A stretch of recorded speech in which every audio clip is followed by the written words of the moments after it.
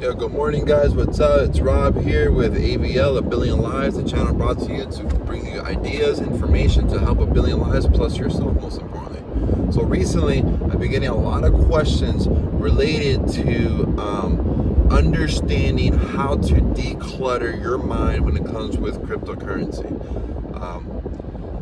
It's not that hard to do. It can be a little bit jargonistic at ways, but I think the most important thing when you're beginning to learn about crypto as a beginner, one, you have to be willing to put in the work. You have to put the time into the game, no matter what. But I'm gonna give you 3 simple ways. That way you can go ahead and learn to cut a lot of fluff in the middle. That way you can make things happen. I'm also going to make a second video based off the same exact thing what I'm discussing about here, just more visual scope. That way you guys can see how to make it work for you. The first thing I recommend is you want to go ahead and go to coinmarketcap.com. You can also do CoinGecko, Cointelegraph, but CoinMarketCap.com, I believe, is one of the very, very best ones. Now, on there, you want to then, number 2, is research the top 5 coins, excluding stable coins, which you also want to research. So 7 coins you're going to want to research. Top 5, they're usually, I haven't looked at CoinMarketCap this morning, but usually it's going to be Bitcoin, Ethereum, Cardano, XRP, Binance or Cardano might flip sometimes with like Polkadot or some other project of the case. Then you want to learn about the stable coins, which is your USDC, your USDT, which is your Tether and your US digital coin. You want to learn about those two also because those 2 coins are where you want to keep your profits in. That way, because the ratios of those don't change. Like if you go up 300, 400, 500% on whatever coin, for example, or even 2x, whatever it might be, you're going to want to convert it back into stable coin. That way the value of it doesn't change. Is one of the most important things. The third thing is that after you do this research, is that you want to be able to create a visual map. Now, this is what I'm going to create in the other video, in the next video. That way, you guys can see the map and understand it, and probably create a lot more compartmentalization into your head. That way, you can understand the industry a lot better. Fair enough? So, the most important thing to understand is that everything is based off 2 basic technologies. 1 is cryptography and 2 is blockchain, right? Which those 2 technologies combined makes a new technology, which is what we know of today, which is Bitcoin, Ethereum, Polkadot, Uniswap, Polygon, etc. These are all, these 2 mixes make everything what's going on today. Now within these 2 mixtures, they make a type of blockchain, right? So in other words, it can either be a proof of work, a proof of stake, a proof of coverage. There's a lot of proof of everything. For example, Bitcoin is a proof of work, meaning you can work to earn your Bitcoin. You can mine Bitcoin. You can download browsers and they'll give you Bitcoin. You can buy a bunch of GPUs and create a mining rig and you can mine Bitcoin. Same thing with Ethereum. You can still work and mine Ethereum for the moment.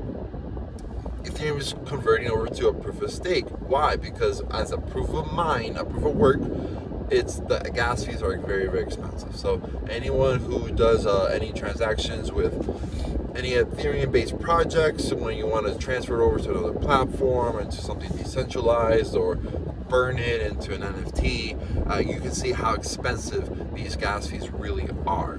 So why is it so important to know about this for top 5? Because these top 5, pretty much 99% of crypto is built off of them. So again, you have Bitcoin, you have Ethereum, you have your Binance, you have your XRP, you have your ADA. So to make it very simple, Bitcoin is Bitcoin. Punto y se acabó. That's how it is there. Then you have Ethereum. Everything, for the most part, is built off of Ethereum. So I'm gonna name some projects that maybe some of you are familiar with that are built off of Ethereum's networks and technology. It's Cardano, Dot, Polygon, Uniswap, SushiSwap, Celo, Curve. There's so many projects. MetaMask. There's so many projects that are built off of Ethereum. And now, so Ethereum, so if you divide it some more, you have Cardano and Dot, who are also the founders of Ethereum with Vitalik. And these two individuals decided, hey, instead of doing a POW, we're going to do a proof of work. And then that way, what happened? The gas fees are absolutely nothing. They're very cheap. Like, if you want to transfer your Cardano to anyone, it costs you one Cardano, and that's it. You have absolutely no idea what the fees are going to be. You have no idea. And all these are smart contract based projects also, which is a very, very important thing. But within these projects too, because then you have stuff like Dot, which is again built under Ethereum. They're also doing a lot more. They have Polka Starter, so they have their own layers of coins now, which is their layer 3 coins compared to Ethereum, right? That these coins are being built off of Dot, which is obviously still under Ethereum. So a lot of these projects are crypto gaming projects and NFT projects. Very, very simple. Cardano, most of the projects are being built off in other countries, like especially in countries in Africa. So that's probably why here in the United States you may not see them that often, but it's being utilized very, very well. Then you have stuff like your Binance coin. Pretty much what you want to know about Binance is that you have your Binance Smart Chain and you have your Pancake Swap. That's what you got to know. Plus, you need to have your Trust Wallet. With those three, that's pretty much what you have to know about Binance. Binance is the extremely decentralized platform that you can do practically anything if you're able to use Binance.com. I personally do not like Binance.us. I think it's an awful website because you cannot utilize anything. You cannot do anything on Binance.us. It's the same thing with Coinbase. I don't like Coinbase. You cannot do anything on Coinbase. I think it's a waste of time, and you lose a lot of money because of that. That's my opinion. Now, it's great for adoption because they're very easy to use and just get right onto it. That's for sure. XRP is all about getting to helping centralized banks to get involved into crypto in a way. And then from there, these are some of your projects, right? Now, these are the divisions of these projects. Once you understand these projects, within every single project, or most projects, there's different programs, right? You can do for these projects. Meaning, in crypto, as of right now, until there is highly more regulation, you can stake your crypto, you can work it, you can lend it, you can get a loan, you can do a swap, you can do arbitrage, you can create NFTs, you can play games on it, you have browsers, you have all these things within the cryptocurrency. So then the question is, you have liquidity pools. So then you have to ask yourself, okay, what are the programs I want to take advantage of? And that's when I recommend you use